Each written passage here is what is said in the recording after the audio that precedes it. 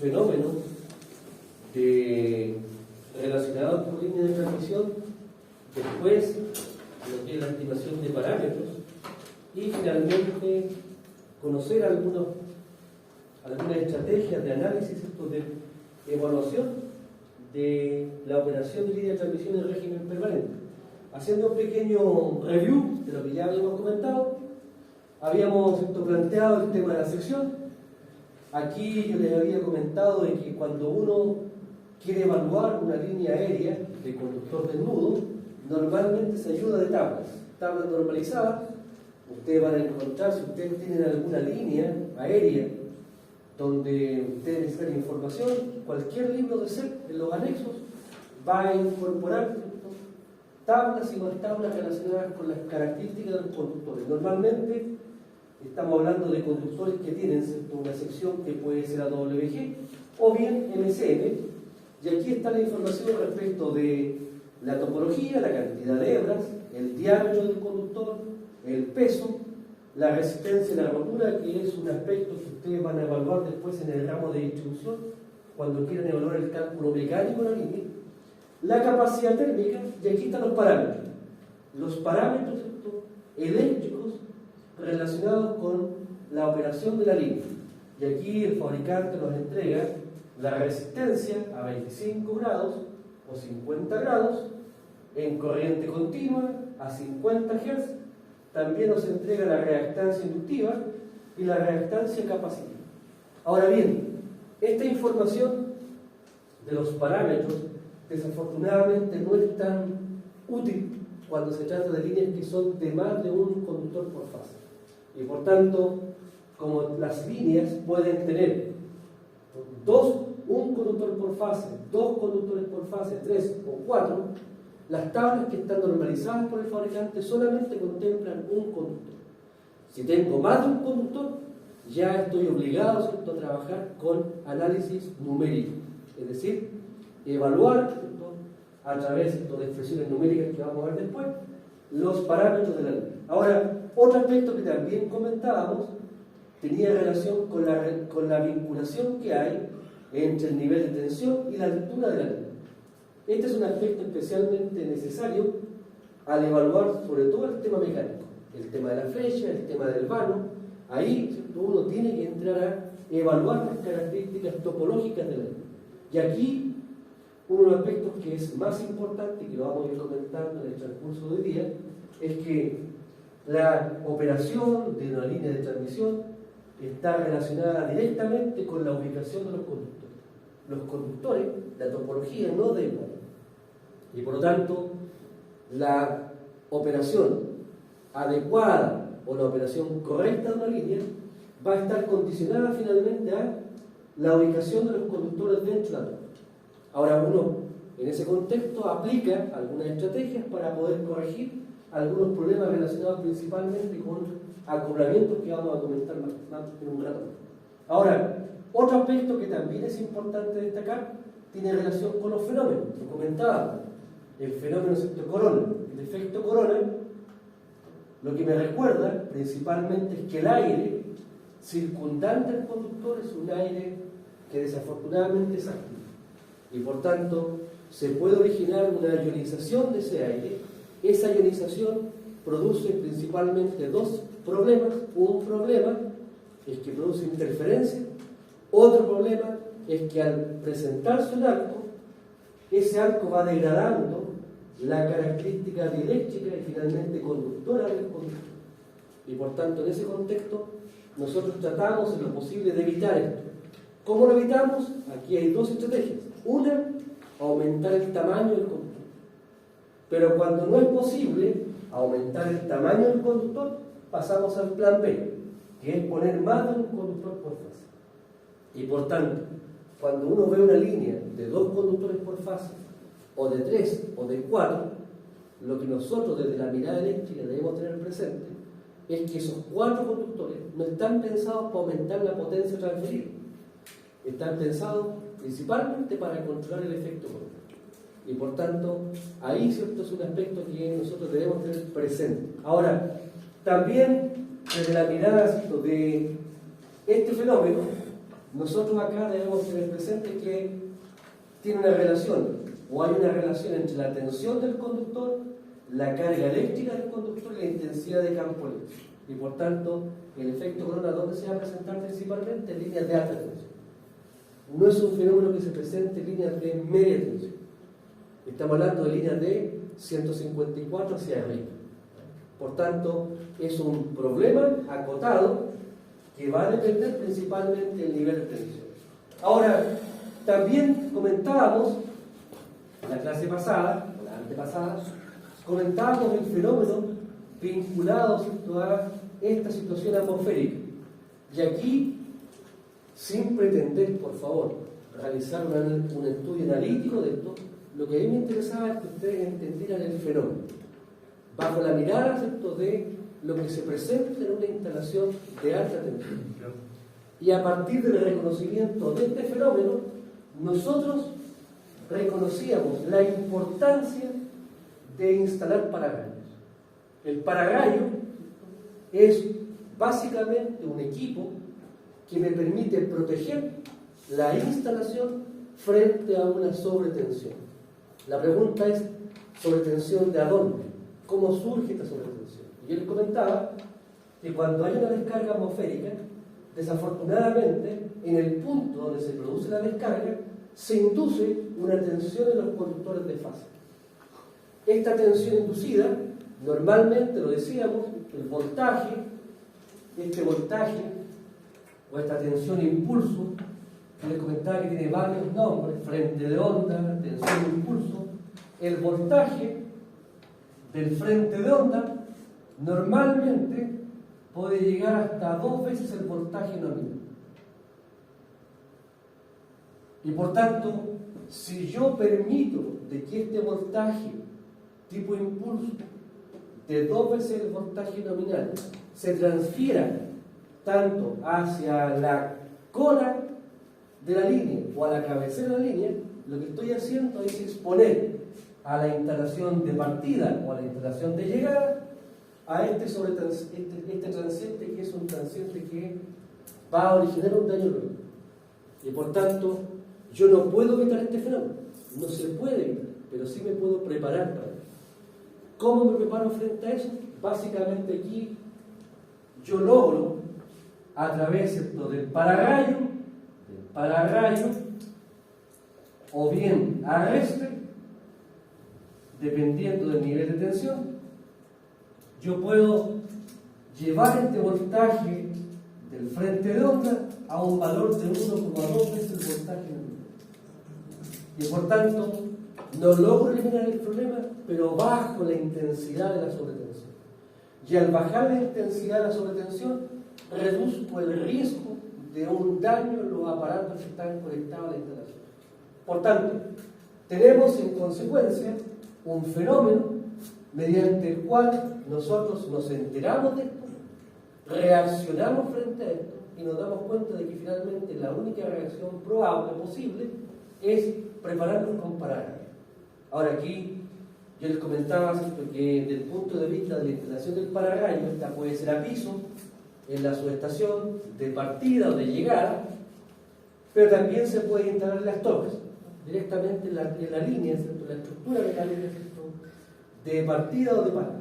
Ahora aquí, de inicio de fin, la cabecera, la cola. Ahora, también es importante tener presente que para hacer un seguimiento de la operación del paragallo es frecuente incorporar un contador de descarga. Y por tanto, nosotros tenemos una estructura, que es una estructura completamente inerte, y yo no veo si la estructura está operativa, si no está operativa, si ha operado alguna vez, no tengo pituitaria idea. Y por tanto, ¿qué es lo que hago? Conecto en serie con la estructura un contador de descarga. Y aquí tengo un seguimiento de la corriente de fuga para ver si está en servicio, y además tengo la posibilidad de contar la cantidad de veces que ha operado en un año. Si ha operado una vez o 2 veces en el año sin que se haya quemado algo, es un motivo de profunda algarabía, porque significa que el paragallo operó y por tanto cumplió su rol. Ahora, este tema, desde la mirada objetiva del fenómeno se puede contener con un pararrayo, un conjunto de pararrayos en la cabecera y un conjunto de pararrayos en la cola. Y ahí debería ser suficiente. Sin embargo, se genera una suerte de pequeña psicosis respecto a esto. Y por tanto, nosotros nos vamos a encontrar, bajo la mirada, ¿cierto?, de las instalaciones, con una gran cantidad de equipos, ¿cierto?, pensados justamente para el por si acaso hay una sobretensión. Y por tanto aquí tenemos, ¿cierto?, pararrayos en redes de distribución, tenemos pararrayos en la entrada, ¿cierto?, en el primario de los transformadores, tenemos pararrayos ubicados en las celdas de media tensión. Ahora el pararrayo, y aquí por favor quiero destacar, esta es la estructura de un pararrayo. Pararrayo. Alta tensión. Cuando yo hablo de media tensión, le cambio nombre y le llamo arrastre. Aquí he puesto una figura del arrastre. La estructura, el polo positivo, aquí está el polo que va a tierra y la estructura, ¿cierto?, soportante. Y por tanto, por favor, si ustedes se dan cuenta aquí, tengo un pararrayo en cada fase. Esto es una celda de media tensión de una planta industrial. De hecho, cuando se abrió esto, ahí recién se enteraron que tenía un pararrayo metido entre medio. Aquí tengo visualmente, en el lado de alta de un transformador, para proteger el transformador frente a una descarga, o también en el ámbito, ¿cierto?, de la red de distribución, donde ustedes van a encontrar con bastante frecuencia, toda vez que hay un arranque con fusible, siempre va a encontrarse por medio un elemento de arrastre. ¿Está normado el tema de colocar pararrayos en el extremo de la línea o es un tema netamente de seguridad que tome la empresa? Porque yo imagino que la empresa coloca pararrayos transformadores porque son equipos críticos que son muy costosos. Claro. Netamente yo es la única función que le veo. Y los transformadores por lo menos. Claro, el tema acá es que yo sé que esta frase que le voy a decir es un poco técnica, pero ¿qué pierdo componente? Y eso me da una tranquilidad emocional. Y por tanto, en general se genera eso. O sea, finalmente lo que uno hace aquí es instalar, o sea, por definición, uno debe instalarlo sí o sí en la cabecera y en la cola de la línea. Eso, en cada línea de transmisión tiene que haber un pararrayo de entrada y salida. Ahora, eso debería ser suficiente para evitar que el frente de onda se transfiera hacia, ¿cierto?, las cargas que están conectadas en la cabeza, en la cola de la línea.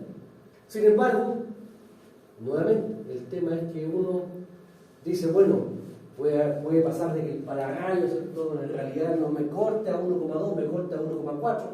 ¿Cómo me preparo para eso? Y por frente a eso es que nosotros tenemos, insisto, de por medio una gran cantidad, ¿cierto?, de instalaciones con este tema relacionado con los pararrayos.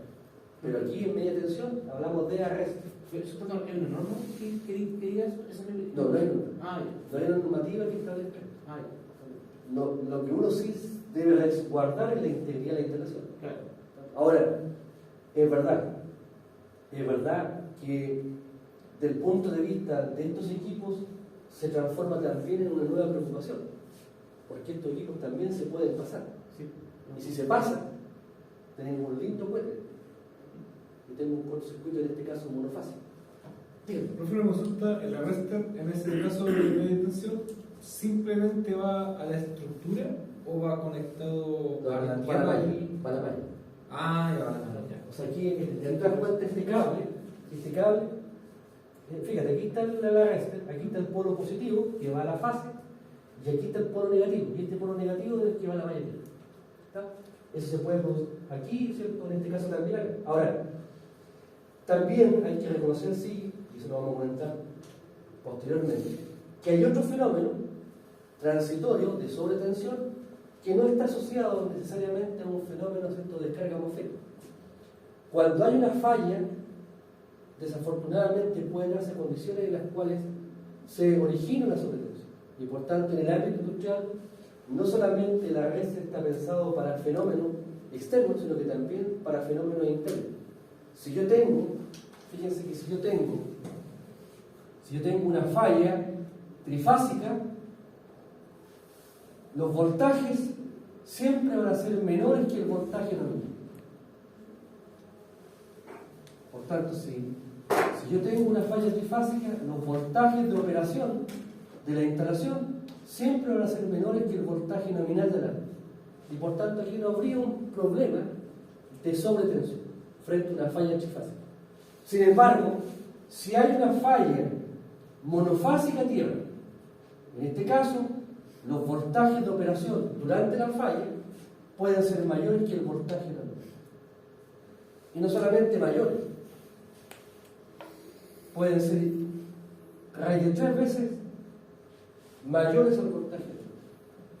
Y por tanto, lo que estamos diciendo con esto es que se podría presentar una sobretensión de 1,73, o sea, casi 2 veces el voltaje nominal. Y por tanto, en el caso de fallas desequilibradas a tierra, falla monofásica, falla bifásica a tierra, aquí yo tengo esta situación. Y por tanto, frente a este fenómeno, lo que yo debo tomar como resguardo es también la instalación de parámetros, o la reserva en media tensión. Por tanto, ahora, esta situación claramente va a depender, aquí, esto lo vamos a comentar después, esto depende principalmente del sistema de puesta a tierra de la red. En la medida que la puesta a tierra es adecuada, no deberíamos esperar sobretensión. Sin embargo, si la resistencia de puesta a tierra empieza a aumentar, desafortunadamente uno podría esperarse este tipo de fenómenos. Y esto se ve incrementado también por la presencia o la instalación intencionada de resistencias de puesta a tierra. Nosotros, dentro del contexto de una instalación, sobre todo del tipo industrial, tenemos corrientes de cortocircuito monofásico y corrientes de cortocircuito bifásico en tierra que pueden ser incluso mayores que la trifásica. Y por tanto, ¿qué es lo que hacemos nosotros? Tratamos de reducir las corrientes de falla y desequilibrada. ¿Cómo logramos eso? Instalando intencionalmente resistencias de puesta a tierra. Y por tanto, ustedes van a encontrar, por ejemplo, con transformadores de proceso, primario en delta, secundario en estrella aterrizada. Y aquí, en la puesta a tierra, nosotros aquí intencionalmente intercalamos una resistencia. Esta resistencia intercalada intencionalmente apunta principalmente a limitar, reducir la magnitud de la corriente de falla, principalmente la monofásica, que es la más frecuente. De hecho, si uno ve los datos de placa de esta resistencia, dice resistencia 400 amperes, 10 segundos. Lo que me está indicando esta resistencia es que limita la corriente de falla a 400 amperes. Y por tanto, aquí tengo un beneficio. ¿El beneficio cuál es? Que con esta resistencia intercalada yo limito la magnitud de la corriente de falla. ¿Cuál es el precio que yo debo pagar por esto? Que se puede presentar sobretensión. Y por tanto, frente a eso, me preparo también con la resistencia. Este tema lo vamos a ver después cuando veamos. ¿Sí?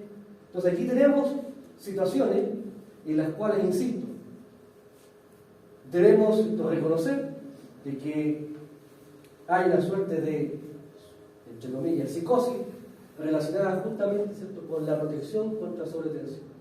Porque acá estamos más desvalidos. Nosotros, frente a elevaciones de corriente, estamos protegidos. Hay interruptores, ¿cierto?, automáticos, de media tensión, de alta tensión, que permiten efectivamente desconectar un circuito frente a una corriente elevada.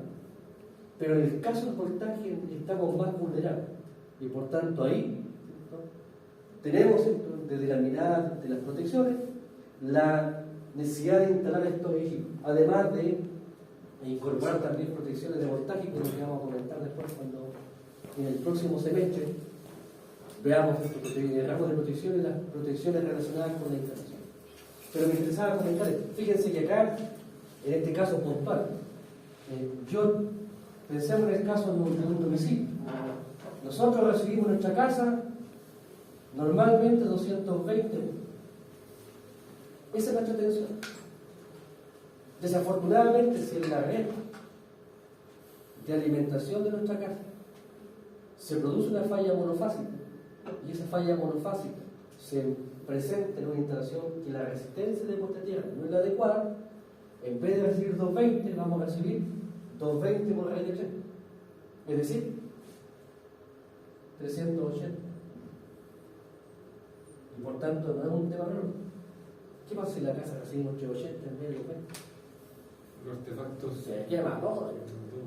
¿Qué es lo que pasaba muchas veces? Que en ciertos sectores se queman todos los artefactos de una cierta población. ¿Y eso por qué ha pasado? Bueno, porque la tensión pasó de 220 a 380. ¿Y por qué pasó de 220 a 380? Porque se originó una falla monofásica en una instalación que tenía una resistencia de puesta a tierra o deficitaria, o sencillamente la resistencia no existía. Normalmente esto se origina por una mala intervención, un mal procedimiento, ¿cierto?, de desconexión. Bueno, estos temas los vamos a comentar después cuando veamos fallas.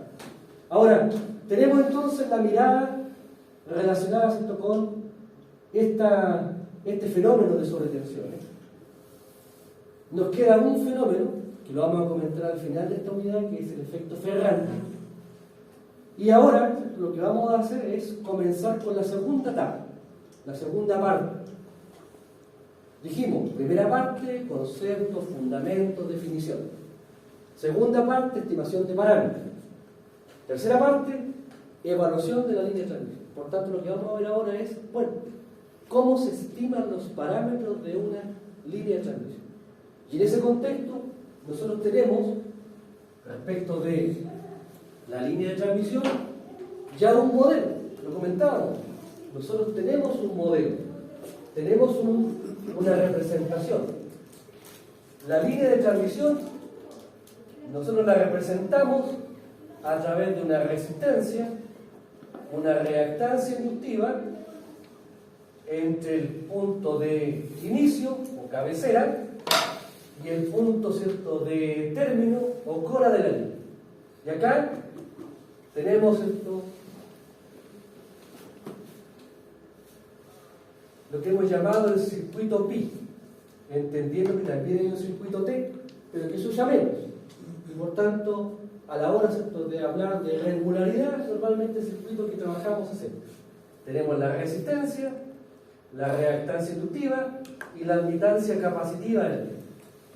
Y esta admitancia capacitiva se distribuye proporcionalmente en dos partes. Y acá tenemos entonces el punto de partida, P sub S y sub S, y el punto de término de la línea, P sub R y sub R. Y en este caso, a partir de este modelamiento, nosotros, más que aplicar malla o aplicar la teoría convencional de redes, lo que hacemos es establecer una alternativa, un plan B. ¿Cuál es el plan B? Dice, bueno, si el circuito es equilibrado, es simétrico, entonces yo digo que B sub S y sub S, las variables de entrada, se relacionan con las variables de salida, P sub R y sub R, a través, ¿cierto?, de una matriz de 2×2, lo que se denomina los parámetros ABCD. Y por tanto, en el caso de la línea, nosotros podemos, definido el circuito, podemos plantear nuestras ecuaciones de vinculación entre la entrada y la salida. Ahora bien, para poder avanzar en este planteamiento, primero debemos conocer los valores, ¿cierto?, de cada uno de estos tres parámetros. Aquí, por favor, hemos despreciado el efecto relacionado con el aislador. Vamos a asumir que el aislador es ideal y por tanto no hay resistencia, porque la resistencia es infinita. Ahora, dicho esto, tenemos entonces que evaluar la resistencia, la reactancia inductiva, la admitancia capacitiva. En el caso de la resistencia es una magnitud que trata de cuantificar el efecto Joule.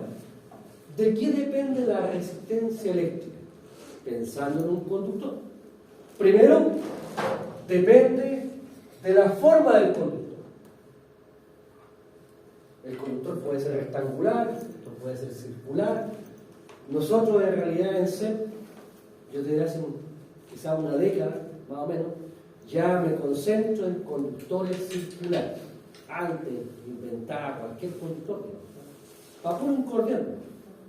Pero ahora nos concentramos únicamente en conductores circulares. Por tanto, aquí está definido esto, está definido el tamaño y en la sección asociada. Otro aspecto que también es importante aquí tiene relación con la temperatura. La temperatura tiene incidencia en la característica eléctrica del conductor. Si aumenta la temperatura, se origina un aumento de longitud, dilatación, lo que significa que la resistencia eléctrica aumenta. Si baja la temperatura, se establece una contracción y por tanto la resistencia eléctrica disminuye. Y por tanto acá lo que tenemos entonces, del punto de vista de la temperatura, discúlpenme, tengo la dilatación, el alfa. ¿Cómo modifico o cómo se modifica la longitud de la línea en función de la temperatura? Y el otro aspecto que también vamos a incorporar acá es la frecuencia. Y en la frecuencia hablamos del efecto skin, efecto pelicular o efecto también piel. Distintas palabras para decir lo mismo. ¿Qué me recuerda el efecto skin? Bueno, que la resistencia eléctrica efectivamente depende de la frecuencia. Ahora, de acuerdo a esto, a partir de este concepto de la frecuencia, se habla entonces de una resistencia en corriente continua y una resistencia en corriente alterna. Como la resistencia depende de la frecuencia, entonces voy a anular el efecto de la frecuencia, trabajando en corriente continua. Y aparece la resistencia que se llama patrón. Resistencia patrón en corriente continua. Por eso es que acá, si ustedes se dan cuenta, en las tablas que entrega el fabricante, habla de resistencia en función de la temperatura. Y habla de la resistencia en corriente continua. Ya se dan cuenta que de aquí, por favor, yo saqué, hay otra columna que es 60. Para el caso, ¿cierto?, de procedencia americana. Todas estas tablas son tablas usualmente que han construido los fabricantes americanos. Y ellos trabajan con 60 G. Entonces, por tanto, aquí he dejado solamente la de 50 G. Ahora, dicho esto, tenemos parámetros, ¿cierto?, el material, la forma del conductor, la temperatura, la frecuencia. Y hay otro efecto que se llama proximidad. Proximidad. ¿Qué me recuerda la proximidad? Me recuerda de que si yo tengo un conductor cerca de otro, ese otro conductor se comporta como una fuente de calor. Y esa fuente de calor genera, en consecuencia, una alteración de la temperatura. En ese contexto, también es importante, si uno quisiera ser riguroso, trabajar con este fenómeno. Ahora, esto tiene un peso del 2%, más o menos. No es significativo. Y por tanto uno evita o deja de lado el tema de proximidad, pero por favor, en líneas aéreas, en cables de poder, el efecto proximidad probablemente es el que más condiciona la capacidad de un conductor. Eso ustedes lo van a comentar en el caso, ¿cierto?, de distribución. Sobre todo aquí, el efecto de proximidad en cables es brutal. Esto, sobre todo si los cables van en ducto, si van en ducto subterráneo, ahí el efecto de proximidad es significativo. El fabricante incluso me dice, oiga, tenga cuidado, la capacidad en amperes de un conductor va a depender de dónde lo ubique usted dentro del contexto, ¿cierto?, del tendido. No da igual. Incluso fija las tablas relacionadas con eso. Ahora, respecto a la topología, normalmente aquí, cuando hablamos de la configuración o la forma del conductor, hablamos, ¿cierto?, de la resistividad, que es la característica del material. Y por lo tanto, a partir de esto, nosotros en la resistencia hablamos de la resistencia en corriente continua. Frecuencia 0. Y esto vale ρ por L partido por S. Ρ, característica del material. L, largo del conductor. S, sección del conductor. Pero aquí, por favor, quiero poner aquí SE. Cuando hablo de la E, por favor, es la sección efectiva. No es la sección bruta del conductor, es la sección por donde pasa el corriente. Ahora, ¿por qué es importante la sección efectiva? Porque la sección efectiva está asociada al efecto Skin o el efecto película. Ahora, de acuerdo a esto, nosotros hablamos de una resistencia en corriente continua, donde aquí trabajamos a una temperatura patrón. Temperatura patrón, normalmente 20 grados Celsius. También puede ser 25 grados Celsius. Si ustedes se dan cuenta de la tabla, la patrón acá, que se usó 25 grados. Por tanto, uno dice ya, la temperatura de referencia 25 grados o 20 grados. ¿Qué pasa con la resistencia a una temperatura distinta?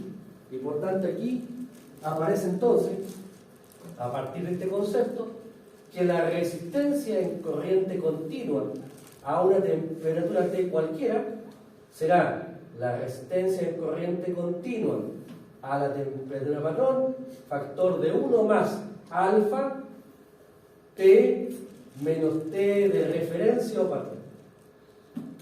Y aquí aparece el alfa, el factor de dilatación.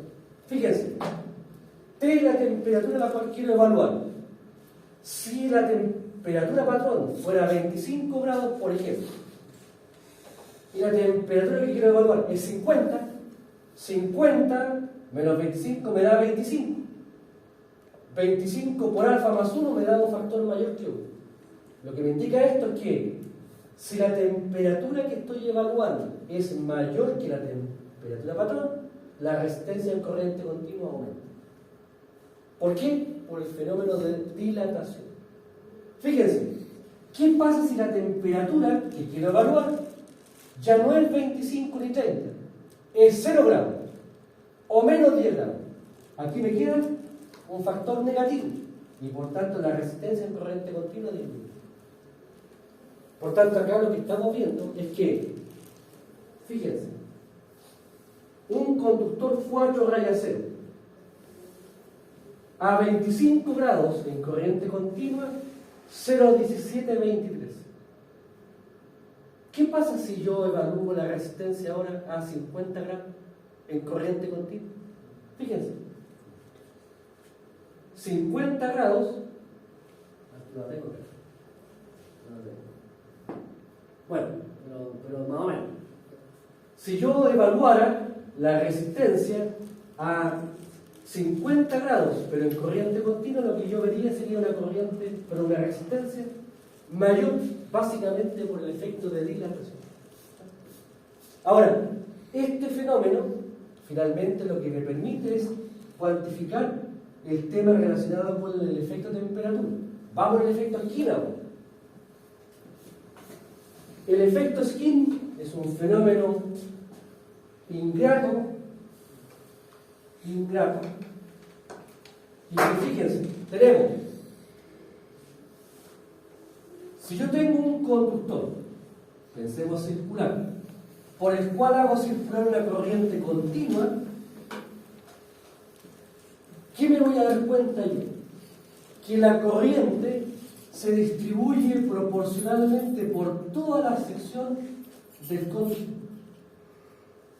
Es decir, si yo calculo en cualquier lugar del conductor, calculo la J, amperes por milímetro cuadrado, me voy a dar cuenta que la densidad de corriente es la misma. Y por tanto, en corriente continua, todos los electrones se distribuyen proporcionalmente por toda la sección disponible. Pues bien, al mismo conductor,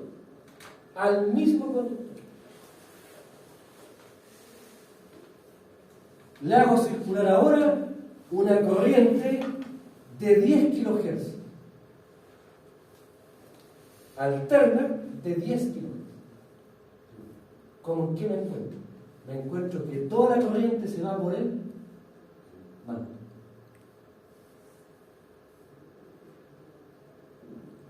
Y aquí adentro, ampere. Por tanto, lo que está recordando el efecto Skin es que la sección útil, efectiva, por donde pasa corriente, va a depender de la frecuencia de la corriente. De hecho, fíjense que a 10 kHz yo podría transferir la información a través de un conductor bueno. No necesito la superficie, no necesito todo ese tamaño. Ahora, bueno, aquí me fui a echar. Vámonos ahora al caso 50 Hz. En 50 Hz, ¿con qué me doy cuenta? ¿Con qué me encuentro? Que al centro del conductor no hay corriente y que la corriente se distribuye hacia la periferia del conductor. ¿Esto qué significa? Si al centro no hay circulación de corriente, entonces la sección por donde pasa corriente no coincide con la sección del conductor. Y por tanto aquí, la sección efectiva por donde está pasando corriente es menor que la sección del conductor.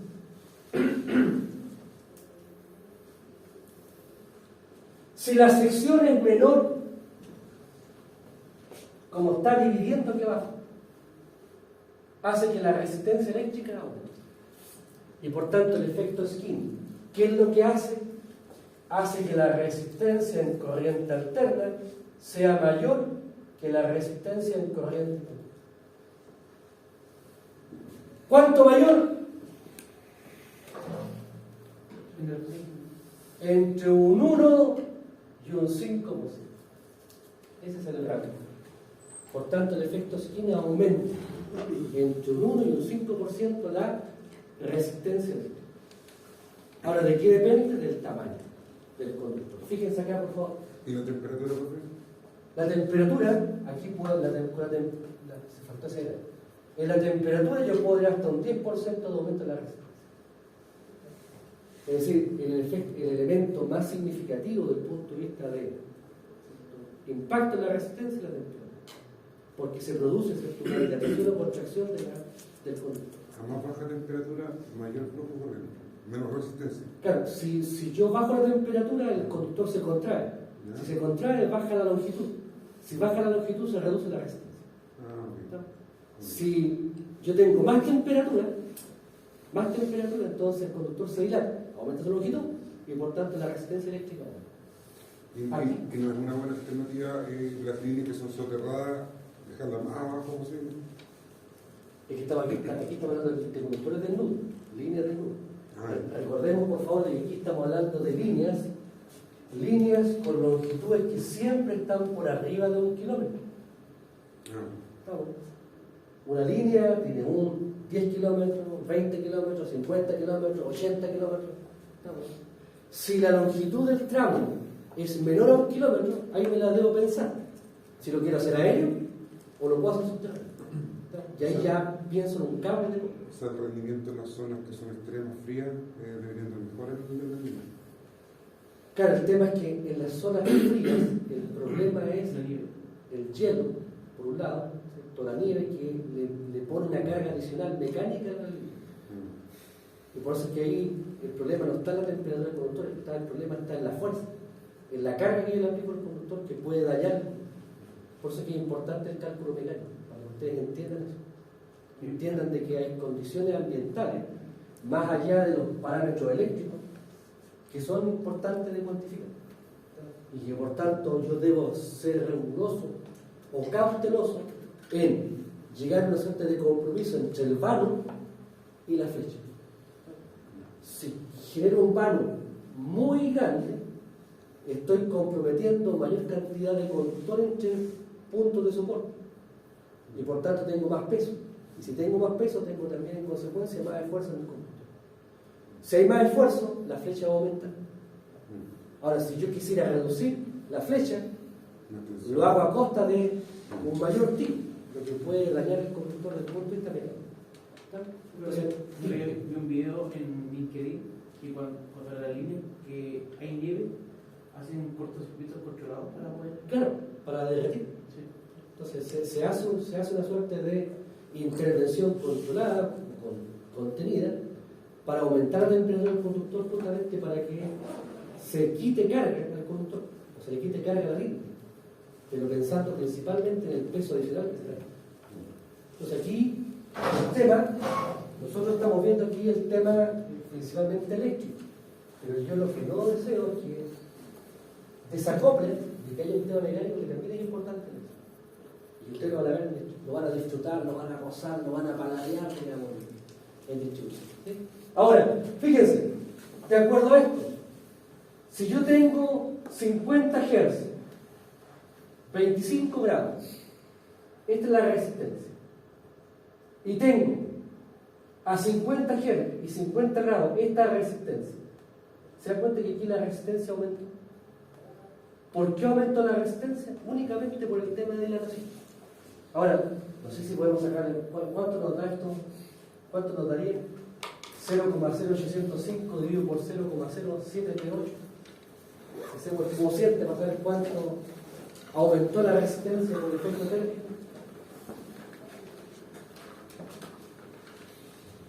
APP. Se hago el cociente entre este valor y ese valor. 1,08. ¿Ah? 1,089. 1089. Fíjense, eso es para un cable 500 BC. Hagamos lo mismo para un cable 1WI. 0,4356, perdón, 0,4753 partido por 0,4356. ¿Cuánto haría?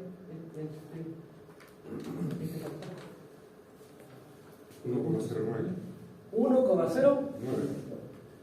O sea, lo que estamos viendo acá es que, independiente del tamaño del conductor, lo que estamos viendo es que en cuanto impacta el efecto térmico de pasar de 75 grados a 50 grados, prácticamente no tiene importancia.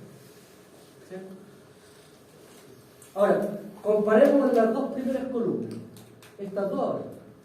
Corriente continua, 50 Hz.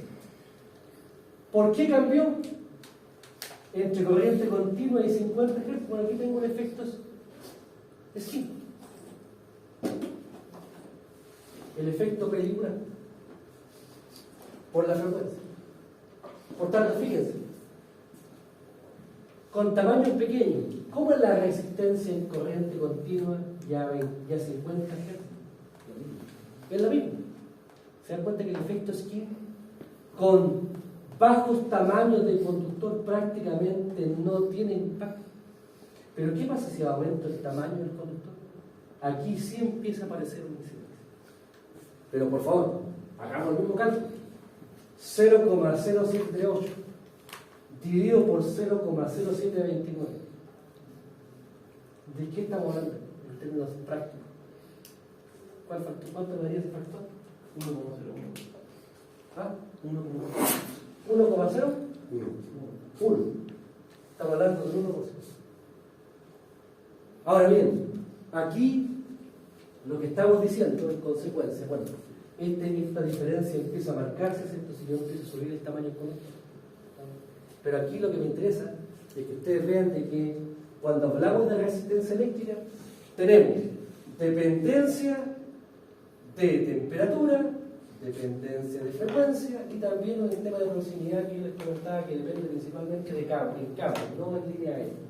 Y acá, por favor, ¿qué es lo que hacemos nosotros? Bueno, lo entramos a aplicar con la fórmula.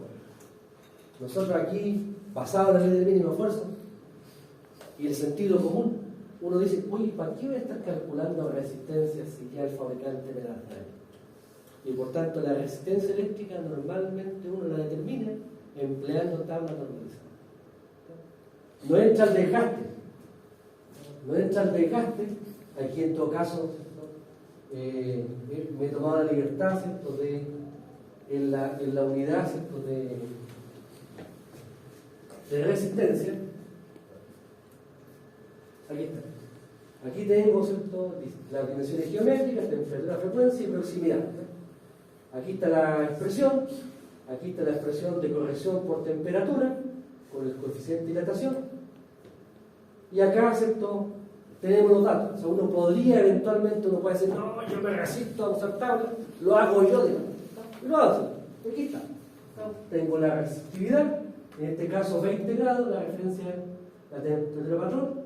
Tengo la resistividad del material, tengo el alfa, el coeficiente de dilatación, y por tanto yo puedo calcular aquí sin problema la resistencia en corriente continua a cualquier temperatura.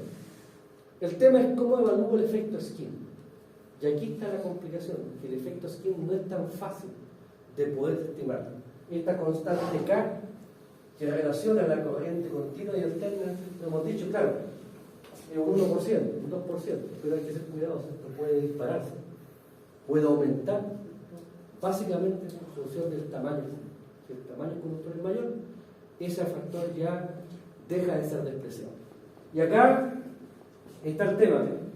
Fíjense, aquí está la distribución de corriente cuando yo energizo o alimento el conductor con corriente continua, y aquí está con corriente alterna. Si ustedes se dan cuenta, prácticamente al centro, prácticamente no hay circulación de corriente.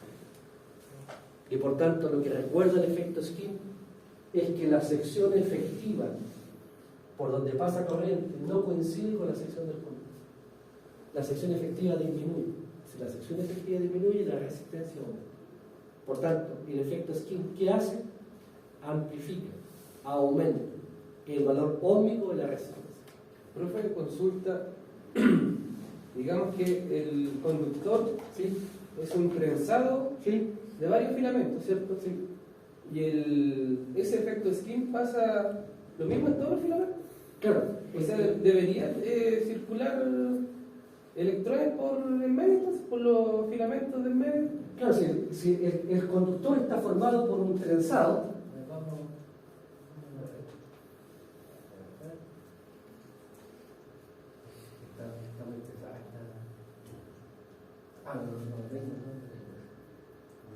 yo la figura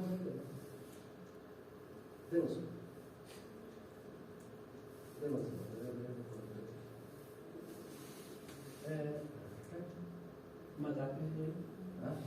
Que la primera vez llevo mismo como un conductor No, es que cuando vimos la topología lo vimos en la unidad.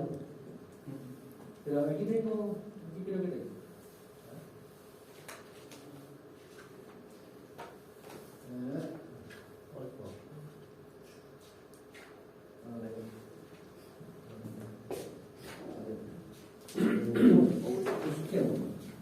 Busquemos. Entonces, si me permiten, vamos a buscar que se estaba en la unidad. La línea eléctrica ahí está interesada.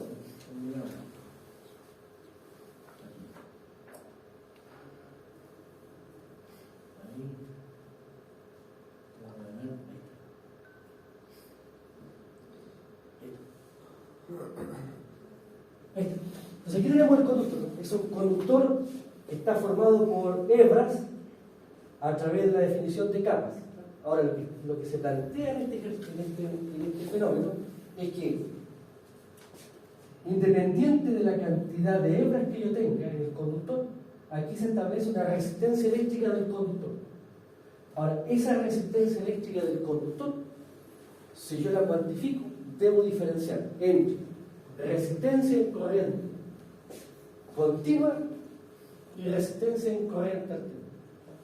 Ahora, lo que me recuerda, en definitiva, aquí también lo puedo ver, aquí no se trata de que la hebra, este fenómeno se vea solamente asociado al conductor completo, se aplica también a cada hebra por separado. Lo que pasa es que nosotros después, en este afán de poder normalizar esto como para la hebra, para el conductor, ¿nosotros qué hacemos? Adelantarnos un poquito. Nosotros, si tenemos un conductor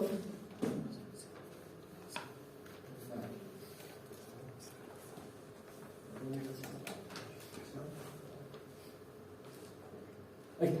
Si yo tengo un conductor formado por distintas hebras, lo que yo hago es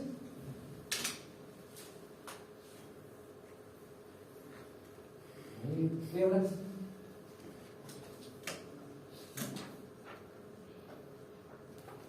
este conductor tiene un radio. Hay un radio del conductor y hay un radio, este es el radio del conductor, y hay un radio de la hebra. ¿Sí? Todo radio, pensando y entendiendo que las hebras son todas del mismo tamaño. Entonces, ¿qué hacemos nosotros para poder abordar de mejor forma el análisis de este conductor? Pasamos a un conductor ficticio,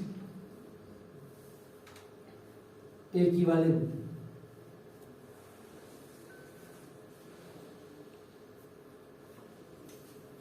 Y este conductor ficticio equivalente tiene la particularidad de que es un conductor macizo. Donde aquí sí puedo ver el fenómeno de mejor forma, o entenderlo de mejor forma. Ahora, este radio de este conductor equivalente a este se llama radio medio geométrico. Y por tanto, para tomar distancia del fenómeno, ya sea de cada hebra o el fenómeno global de todas las hebras en el conductor, lo que yo hago es pasar este conductor equivalente, este conductor real, a un conductor equivalente. Y por tanto, desde la mirada del cálculo, ¿nosotros qué hacemos? Para efectos de trabajar, ¿cierto?, con este conductor equivalente, nosotros en la resistencia, más que entrar a picar aquí, lo que hacemos es trabajar con la información que me entrega el fabricante. ¿Sí? No sé si me explico. Ahora, tenemos en consecuencia el efecto de la resistencia. ¿Cómo vamos a tener la resistencia? Usando tablas normalizadas. En esa tabla normalizada, ¿qué es lo único que debemos tener presente? Dos cosas. El tipo de conductor, si es cobre o aluminio, y segundo, el tamaño del conductor. Y con eso tenemos esa información. Ahora, también, dicho esto, nosotros podemos ahora entrar a aplicar con el efecto inductivo. El L. ¿Qué pasa con el L? ¿Quién trata de cuantificar el efecto inductivo? Entonces acá, cuando uno quiere evaluar el efecto inductivo, uno debe recordar una situación. La situación que uno debe recordar es que si yo tengo un conductor, pensemos en un conductor macizo, no nos metamos todavía con la E. Si yo tengo un conductor macizo por el cual hago circular una corriente alterna, entonces, por la regla de la mano derecha, yo identifico la presencia de un campo magnético concéntrico cuya línea de flujo va a estar definido, ¿cierto?, por la regla donde, si este es el pulgar, el flujo es este. Y por tanto, ¿qué es lo que estoy diciendo acá? Hay un efecto magnético, un efecto, ¿cierto?, de campo magnético fuera del conductor. Y por tanto, la pregunta, ¿fuera dónde? ¿A qué distancia? Por tanto, aquí tenemos que fijar el efecto magnético a una distancia B, fuera del conductor. Y por tanto, como hay un efecto magnético fuera del conductor, yo hablo aquí de una inductancia externa. Efecto inductivo externo. Pero también hay un efecto interno. Efecto inductivo interno. Ahora bien, aquí, por favor, con la mano del corazón, uno puede entrar a picar con todos esos fenómenos electromagnéticos, que probablemente ustedes comentaron en física, y que se sustentan principalmente en un análisis matemático integral. Uno puede hacerlo. Si alguien quiere hacerlo, lo puede hacer. Y lo puede encontrar. ¿Y dónde está? En el Great Stevenson. Ahí está con todo detalle. Antiguamente yo entraba a picar con la ecuación, ¿cierto? La integral, y al final lo único que originaba con eso era una sensación de acidez en la boca. Porque significaba entrar en una matemática que muchas veces no es muy cercana. ¿Y qué lo que es peor? A mí me interesa el fenómeno físico, inductivo, más que el fenómeno matemático social, respetando la aplicación, ¿cierto?, formal de los mecanismos y métodos numéricos sociales. Y por tanto, ¿qué es lo que aquí se plantea? ¿Qué es lo que yo les planteo? Que del punto de vista de un conductor macizo de radio R sometido a la corriente alterna, yo tengo un efecto magnético, de campo magnético, dentro del conductor y fuera del conductor. Y por lo tanto, si yo analizo y planteo ese efecto, vamos de acá. Tenemos entonces que el efecto inductivo total asociado a ese caso será igual al efecto inductivo interno más el efecto inductivo externo. El interno dentro del conductor, el externo fuera del conductor. ¿Dónde fuera? A una distancia cualquiera. Y por tanto, si uno desarrolla la matemática vinculada a esto, nos vamos a encontrar que el efecto inductivo interno va a estar definido por mu0 partido por 8. mu0, característica del material magnético, ahí estamos hablando de un trozo de madera, y por tanto tenemos el efecto interno y el efecto externo, mu0 partido por 2pi ln del d partido por ln. D, distancia a la cual estoy evaluando fuera del conductor el efecto magnético. R, radio del conductor. Dos efectos, interno y externo, los cuales los sumo. Ahora bien, fíjense, de acuerdo a esto, si yo saco factor común acá, mu0 partido por 2pi, esto me da mu0 partido por 2pi, para que me dé mu0 partido por 8pi, esto me da un más ln de d partido por l. Aquí no tengo mucho que hacer, pero considerando que A es exactamente igual a ln de elevado a, si recordamos las propiedades de los logaritmos y los exponentes, el logaritmo natural de e elevado a es lo mismo que a, el a sale fuera, ln de e. ln de e vale 1. Y esto me da. ¿Sí? Por tanto, haciendo uso de esta propiedad, ¿cuánto vale un cuarto? Será lo mismo que decir ln de e elevado a 1.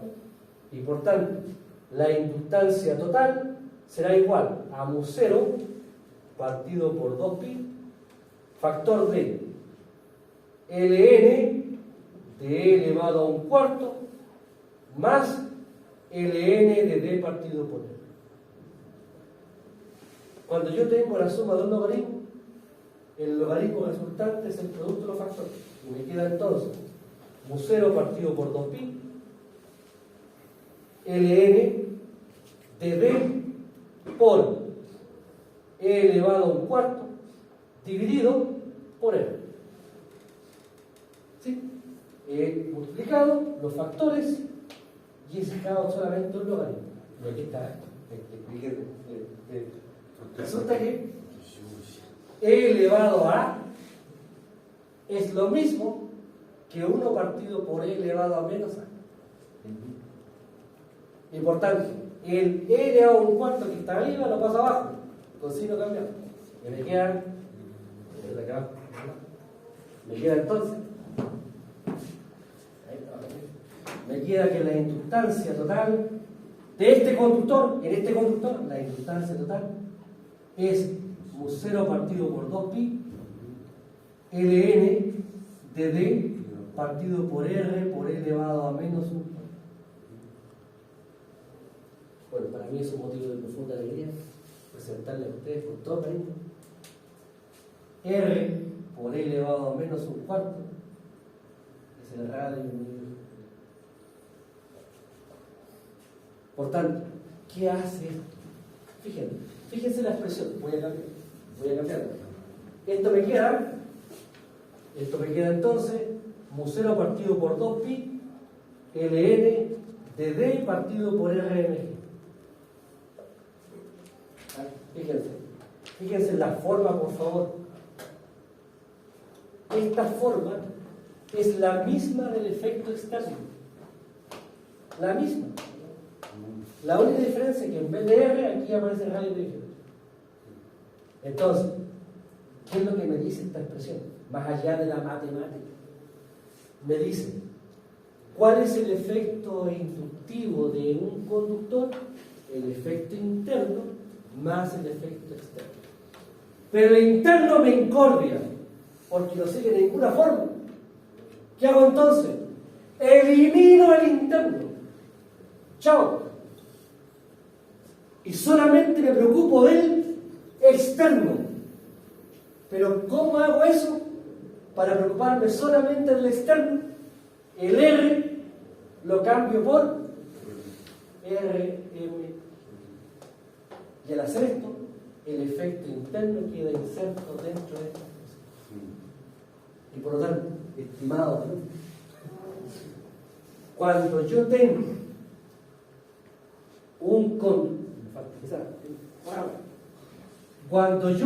un conductor real de radio R y quiero evaluar su efecto inductivo, que yo sé que hay un efecto interno y otro externo, yo paso entonces a un conductor ficticio de radio RMG, donde aquí en este caso, por favor, conductor ficticio, en este caso solamente me preocupa el efecto inductivo fuera del conductor, porque el efecto interno ya está evaluado en el radio bioquímico. Ahora, como usted por allá me queda, no entiendo, ¿dónde está la gráfica? Por favor, fíjense esto. Yo sé que ahora lo ven con distante, pero si hay una cosa que uno sufre en esto, fíjense. Tengo este conductor, 3 campos. Resulta que la corriente que pasa por el conductor está pasando por cada hebra, excepto por esto. Y por tanto, cada hebra, la corriente en cada hebra que hace que aquí se produzca un efecto inductivo interno y externo. En cada hebra.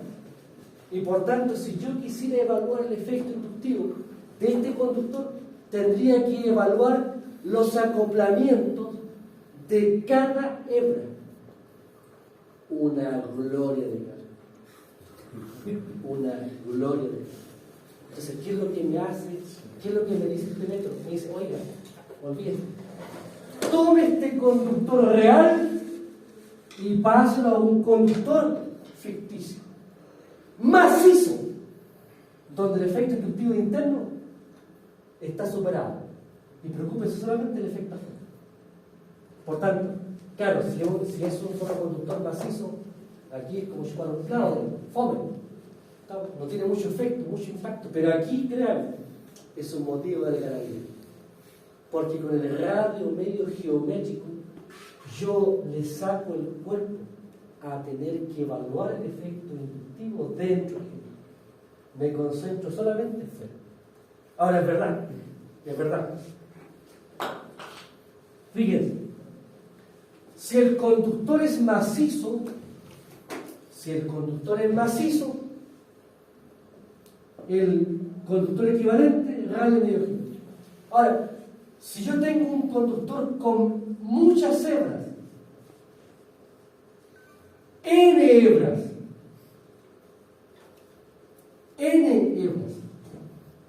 hago lo mismo, paso a un conductor ficticio equivalente, macizo.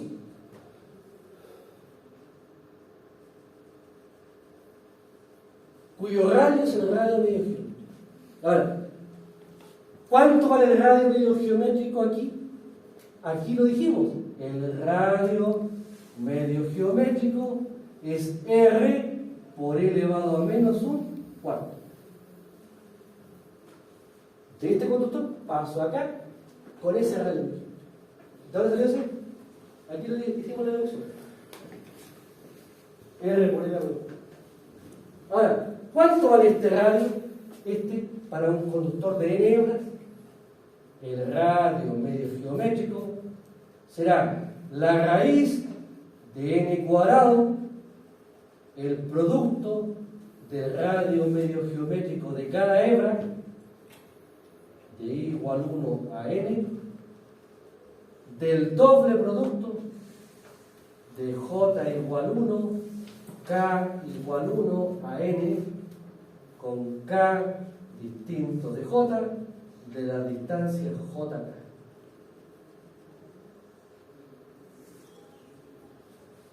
Por tanto, en un conductor macizo aplico a lo bestia ese.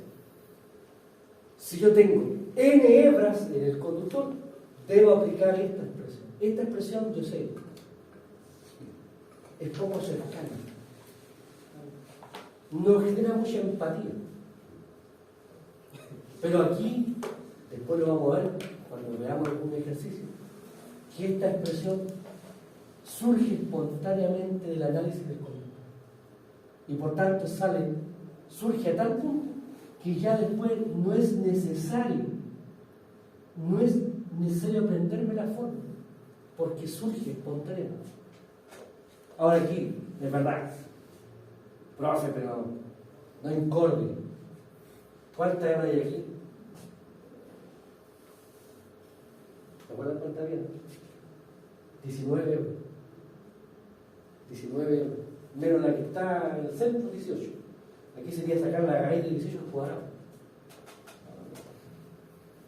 Entonces aquí, claro, hay un tema matemático de desgaste. Ahora, antes yo no tenía ningún tipo de receta, le daba nomás y en total no tenía que resolver el problema. Pero ahora lo acotamos a lo que yo aspiro es que usted esta expresión al menos la puedan utilizar fluidamente para 7 euros. Es decir, sacar la raíz de 49 o menos. Y lo vamos a hacer para que ustedes vean cómo se hace. Ahora, fíjense, dicho esto no es la unidad. Me cambié el día. Todo mal. Entonces, profe, ese flujo que se genera alrededor del control también tiene que ver con el voltaje que hay. No tiene relación. El voltaje solamente condiciona el efecto corona. Pero aquí el tema de los parámetros no tiene relación con. ¿Y por qué uno habla de distancias de seguridad? ¿Por qué uno habla de distancias de seguridad? Entonces veo el nivel de voltaje. Allá vamos. Entonces,